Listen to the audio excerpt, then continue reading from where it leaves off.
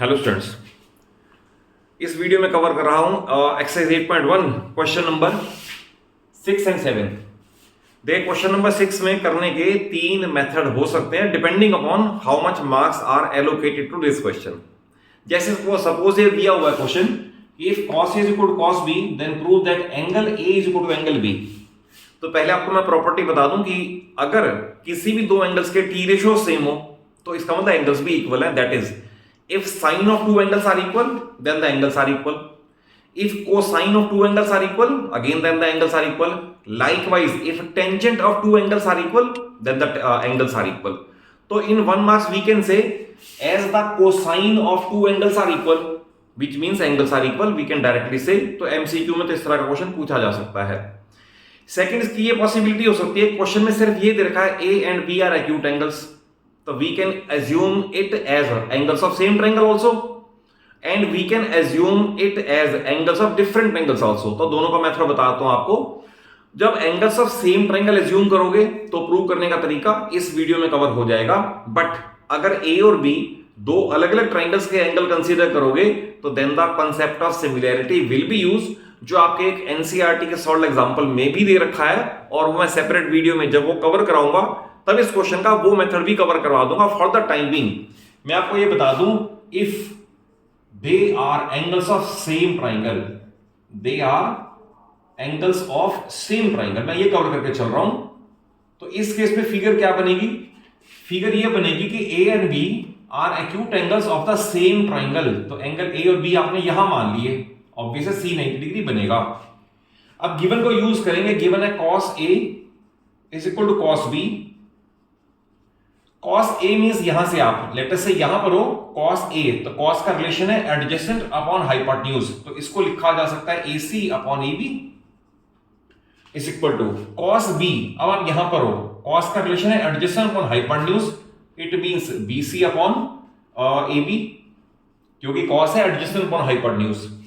अगर AB से भी कट कर दें तो we have proved that AC is equal to BC।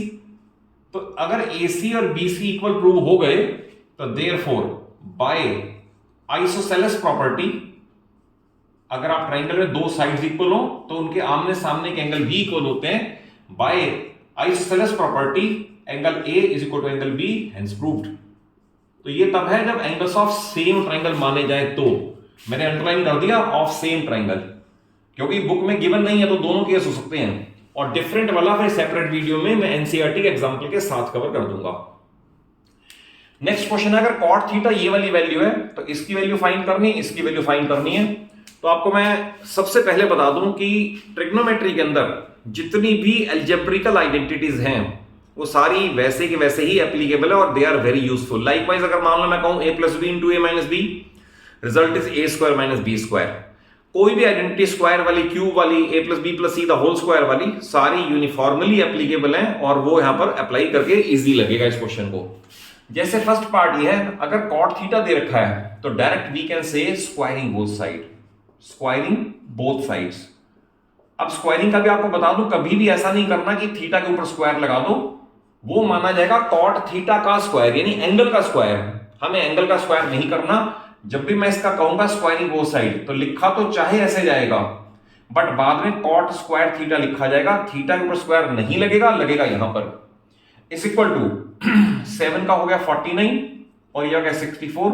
तो एक पार्ट का तो आंसर डायरेक्ट आ गया, cot square theta equal 49 by 64 squaring both side से। देखिए इसे करने के दो मेथड है। एक मेथड है कि मैं ट्रायंगल बना लूं, ट्रायंगल बना के उसके अंदर 7 एंड 8 यहां लिख दूं, देन ये बाय पाइथा कैलकुलेट कर दूं और देन साइन की वैल्यू प्लेस करूं, तो it will be a little bit lengthy one. तो इसे करने का आसान तरीका है कि हम अलजेब्रिकल आइडेंटिटीज अप्लाई कर दें। तो मैं डायरेक्ट इस तरह से कर दूं, because a plus B into A minus B is equal to A square minus B square. Therefore question हमारा क्या बन गया, a plus B into A minus B, तो A square minus B square ये हो गया। लाइकवाइज यहां भी a plus B A minus B, तो A square minus B square.